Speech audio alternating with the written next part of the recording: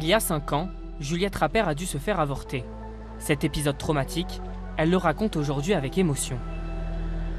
J'ai fait une échographie et on m'a annoncé en fait un petit peu comme ça que j'étais enceinte.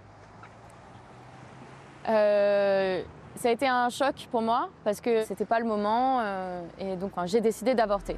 À Monaco, impossible de pratiquer une IVG. L'acte est dépénalisé pour les femmes depuis 2019, mais toujours illégal pour les praticiens. De cette épreuve, elle a souhaité en faire un combat. Je me suis dit mais en fait je vais en parler. Et je pense que le seul moyen en fait que le gouvernement ou le Conseil national ou que les gens à Monaco voient ou entendent quelque chose, c'est de se dire oui, je suis monégasque et j'ai avorté. Aujourd'hui, elle est devenue la voix féministe de Monaco. Samedi 8 mars, journée internationale des droits des femmes. Juliette Rapper organise un sit-in. Elles ne sont qu'une vingtaine. Pourtant, les monégasques ne sont pas les seules concernées. Toutes celles qui y travaillent et qui sont rattachées à la sécurité sociale de Monaco doivent traverser la frontière avec la France pour avorter et débourser plusieurs centaines d'euros sans être remboursées. Comme cette femme qui témoigne de manière anonyme. À la seconde où on nous dit « vous êtes bien enceinte », on est seul.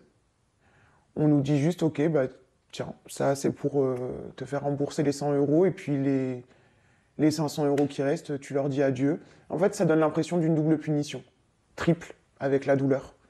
Et ensuite, on ne sait pas à qui on peut ou pas en parler, parce qu'on a peur de se faire juger. À quelques kilomètres de Monaco, certains gynécologues français profiteraient donc de la détresse de ces femmes pour facturer des IVG à des prix exorbitants. Nous avons pris rendez-vous chez l'un d'entre eux. En caméra cachée, nous nous présentons comme un couple de monégasques. Sur la partie forfait IVG, je ne peux pas vous faire de feuille, donc vous ne pouvez pas être remboursé. Donc on vous demande 380 euros. Sur les 380, vous êtes remboursé 280. Il faudra qu'on vous règle comment ?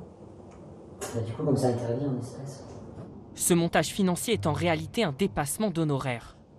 C'est ce qui se fait partout. Normalement, sur la France, le forfait, c'est 280. Ok.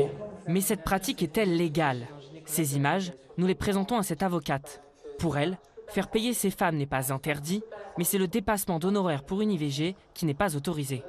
Alors, il n'est pas légal de facturer un dépassement d'honoraires pour pratiquer un avortement, que ce soit médicamenteux ou autre. Et quelles sanctions sont possibles pour ces médecins qui pratiquent des dépassements d'honoraires ? Alors c'est une sanction ordinale, c'est-à-dire de leur ordre, et le médecin est convoqué devant son conseil de l'ordre et ce sont essentiellement des sanctions financières.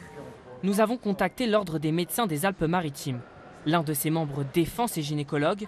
Selon lui, ils sont des praticiens de secteur 2 et peuvent donc appliquer des dépassements d'honoraires comme ils le souhaitent, même pour une IVG.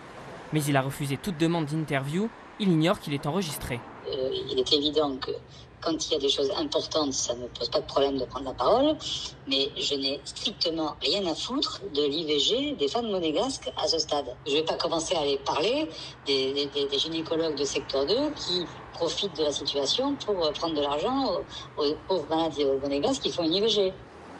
Retour dans la principauté. Au Conseil national, Béatrice Fresco-Rolfo a déposé une proposition de loi pour légaliser l'avortement jusqu'à 12 semaines. Pour elle, il est temps de légiférer. Parce que nous sommes en retard.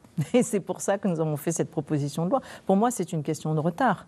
C'est un retard que nous avons sur beaucoup de choses. Donc maintenant, on l'a déposé et on a déposé cette proposition de loi et je pense que ça va aller dans ce sens-là. Pour être adoptée à Monaco, cette proposition de loi devra traverser un processus de plusieurs années. En attendant, le combat de Juliette Rapper et de ses femmes continue.